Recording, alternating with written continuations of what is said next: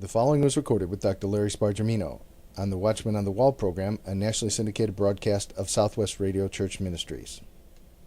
This is Brother Hutchings inviting the listeners to these stations to another Watchman on the Wall program of Southwest Radio Church Ministries.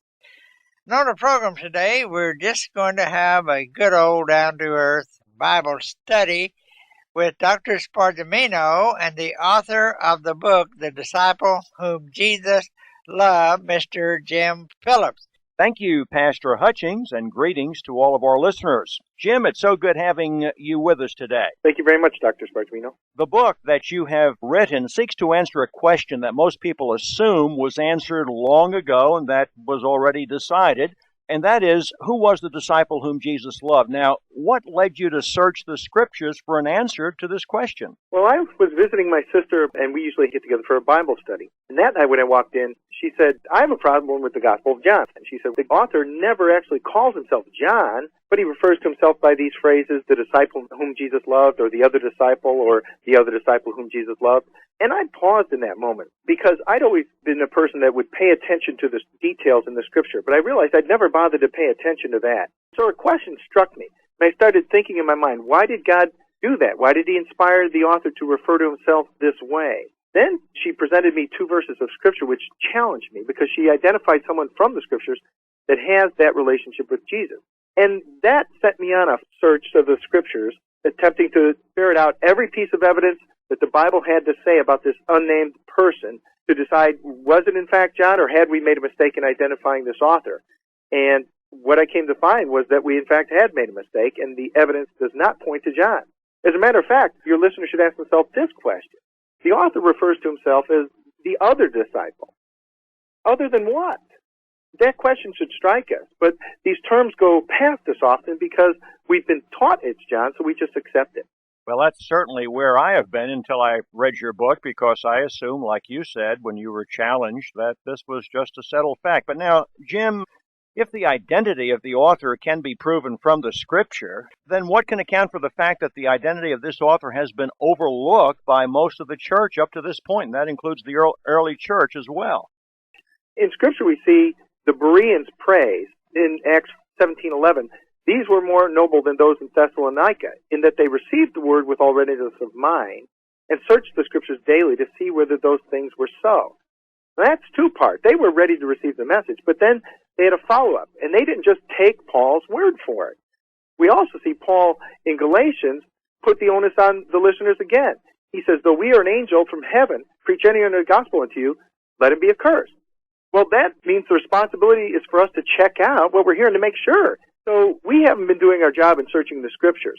In fact, if anyone was to look, they would actually find that there isn't even one verse in the Bible that suggests that this was John. It's kind of like when everybody used to teach that the earth was flat and everyone just knew it was so because everyone said it was so. But it was never so.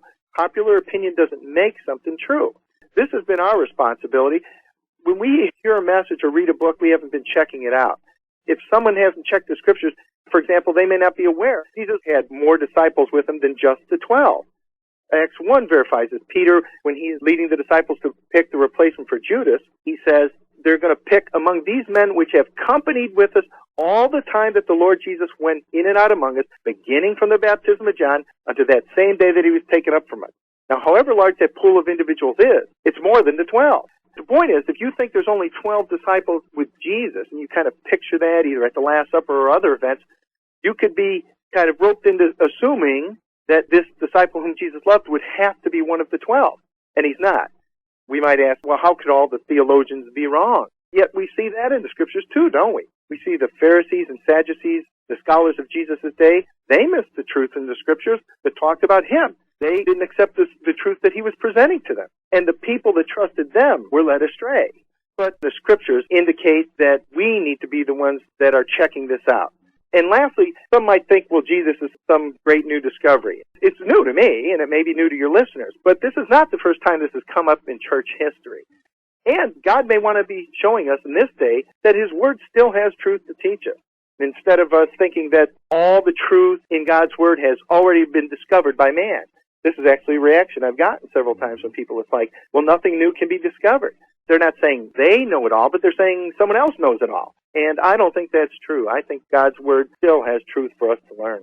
Well, that's so important because I think the best of men are but men at best, and so we have to go back to the Scripture. You know, Jim, I did a little checking before the interview, and I found out that in the very prestigious Journal of Biblical Literature for June of 1949, there is an article there by Dr. Floyd Filson, who is one of the world-class scholars.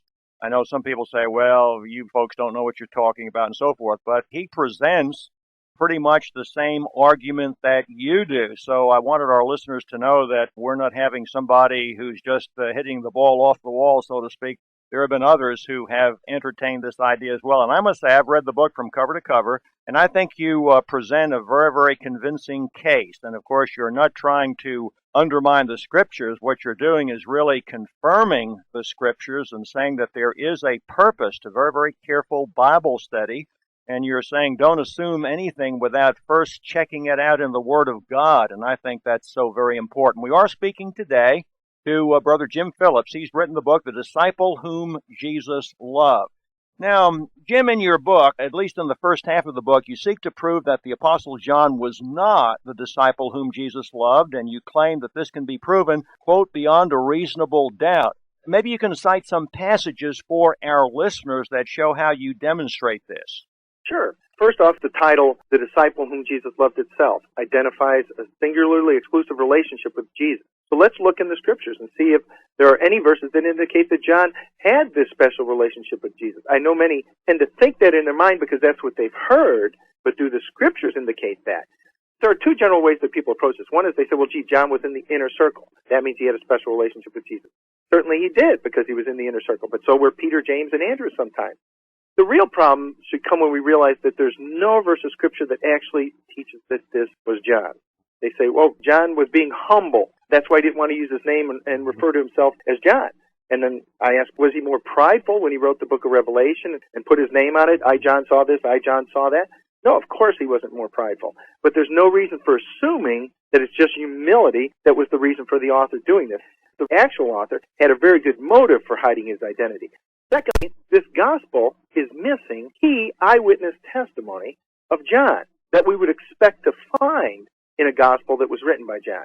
For example, two events which John was one of only three eyewitnesses at, the Garden of Gethsemane and the Mount of Transfiguration, are not in the gospel that bears John's name. Yeah, that was a very powerful, because when you look at Matthew 17 about the Mount of Transfiguration, John was there, and yet John's gospel doesn't even say anything about that, and yet that seems to be such an important event. So that was very convincing with me, but go ahead. No, exactly, and especially since in that specific instance, Jesus says, don't tell these things until after the resurrection. And we know the gospel's written after the resurrection, so if this was written by John and John left that out, he would seem to be going contrary to Jesus' instruction.